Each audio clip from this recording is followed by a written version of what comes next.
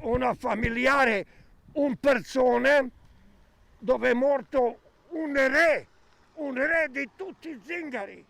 12 figli, 65 nipoti. Dalla notte del 1° gennaio la processione dei familiari di Muharrem Salkanovic, a capo dell'omonima famiglia nomade, mancato per Covid all'età di 65 anni, è stata continua. Un via vai di camper da tutto il Veneto, ma non solo. Quest'uomo arriva da Roma.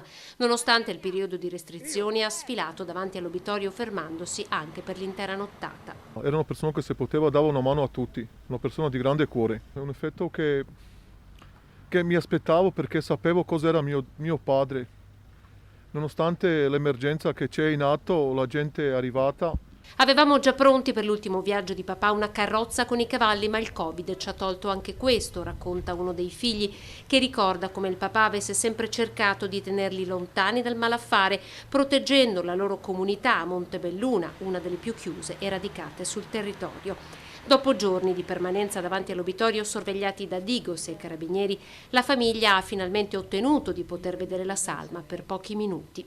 La bara sigillata sarà poi portata nel campo, come da usanza rom, per l'ultimo saluto nella sua casa e poi tumulata in cimitero. La famiglia ha annunciato che farà richiesta per avere la cartella clinica dell'ospedale di Castelfranco, dove il 65enne era stato trasferito per delle terapie alla spalla, ma dove arrivò, pare, con tampone negativo al coronavirus.